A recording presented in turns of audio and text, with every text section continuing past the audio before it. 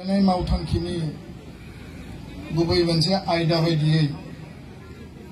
ब्रैथि 13 बोसोर बैसो हौवासाफोरनि आरो नैथि 15 बोसोर बैसोनि हिनजावसाफोरनि फुटबल जि टुर्नामेन्ट 2025 दुलाराय बर' फरायसा आफादनि बानजायनायाव देग्लायनि बे बादायलायनायखौ चिरां जिल्लानि खासिकट्रा खुलुमनाय बावहरदों गोसो गोरबोनि हामलायनाय बावहरदों आङो गोलाव बाथ्रा बुंनो सानाखै दाख्लैबो बेखेवनाय सानाव बे ग्राउन्डआवनो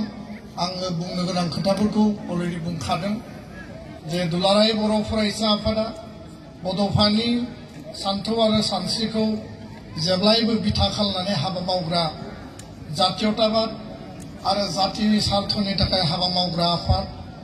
आरो बड'फानि आदर्श बिथांनि गेरेमसा माहारि दानायनि जि सिमां बे सिमांखौ मोगथाङाव जाफुंहोनायानो दुलाराय बर' फरायसा आफादनि आथिखालनि दुलाराय बर' फरायसा आफादनि बिबानगिरिफोरनि गुबै थांखि आरो उद्देश्य बे इउनिटआनो जा आनसलिकआनो जा जिल्लायानो जा स्टेट कमिटि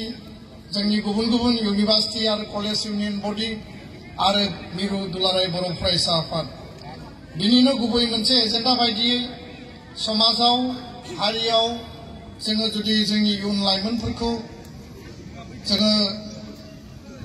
बिथांमोननि जिउ बिथांमोननि जि मोनसे एस्पिरेशनखौ जुदि फुलफिल खालामनांगौब्ला बिथांमोननो मोनसे मोजां जायगा मोनसे मोजां प्लेटफर्म मोनसे मोजां बेबायदि फेसिलिटिसफोर एभेलेबिलिटिखौ जों खालामनानै होनांगौ आरो अंडर 13 फुटबल टुर्नामेन्टखौ बेखायनो दुलाराय बर' फरायसा आफादा आनसलिक लेभेलाव डिस्ट्रिक्ट लेभेलाव आरो डिस्ट्रिक्टनि चेम्पियनखौ दिनै मिरु लेभेलाव पार्टिसिपेट खालामनानै बेबायदि मोनसे मेहेरगोनां प्लेटफर्मखौ जों खालामनो हादों जों जेसेखि खामानि मावा मानो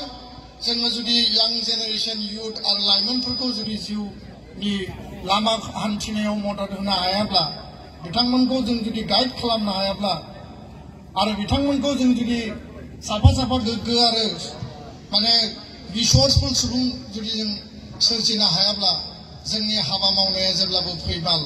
बेखायनो गुबै हाबाया बेसो दिनै जायफोरा 11-12 बैसोआव दङ जायफोरा दिनै 13 इयार्सनि बिल' बिनिफ्रायनो जों बिथांमोननि स्किल टेलेन्ट आरो बिथांमोननि जिखिनि माने पजिटिव जिखिनि स्पिरिट बेखौ जोङो राइट खामानि राइट डाइरेक्शनाव बाहायनांगौ आरो बे अंडर 13 फुटबल टुर्नामेन्टआ बिनिनो मोनसे गुबै एजेन्डा आरो बिनि गेजेरजों थांनाय बोसोराव बड'फा फुटबल क्लाब दानानै जोङो स्टेट लेभेलाव चेम्पियन जानानै नेशनेल लेभेलाव आई लीग गेलेनायनि मोनसे खाबुखौ दिनै जोङो लाबोनो हादों बावैसो भारतआव उइमेन्स आईसीसी जि कम्पिटिशन जादोंमोन बे कम्पिटिशनाव भारतआ चेम्पियन जादों आरो जों आसा खालामो दुलाराय बर' माहारिनिफ्राय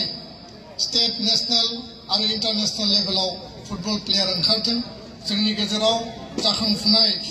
सासे जोलुर गेलेगिरि दङ सुब्रता काप उइनार थरायना अनजुलि ब्रह्म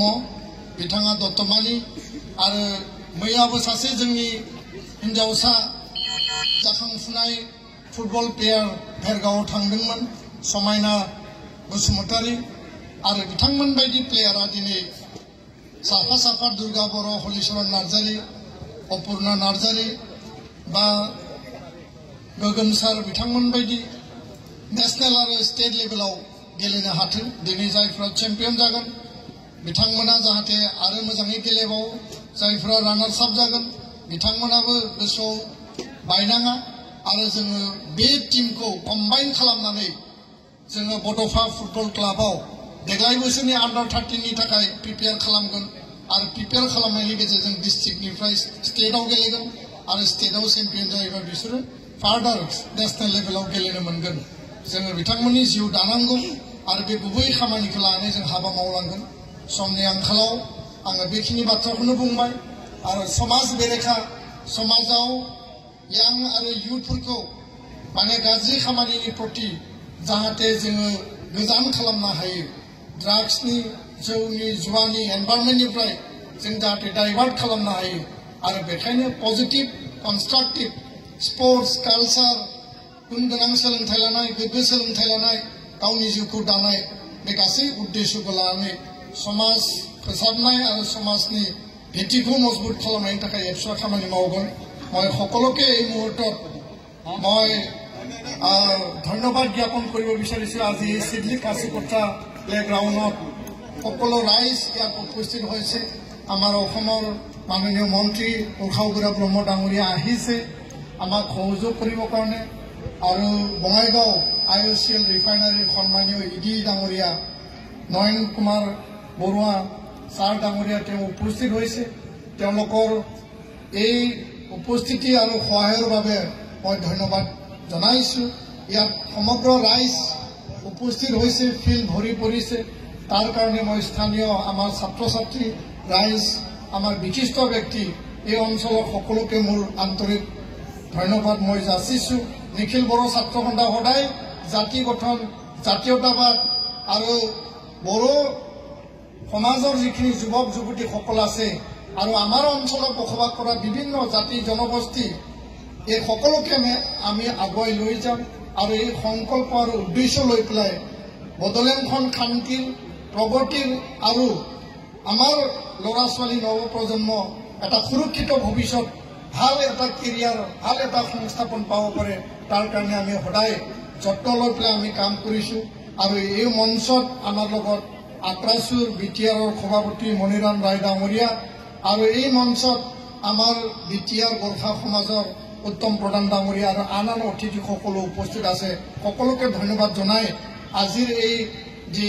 ফাইনাল গেমৰ শুভাৰম্ভণি এইটো মই কৰা বুলি মই ঘোষণা কৰিলো आङो दिनैनि फाइनाल गेमखौ बेखेवनानै होबाय होननानै गोसोआवबाय थेंक इउ खुलुमबाय गोजोन्थों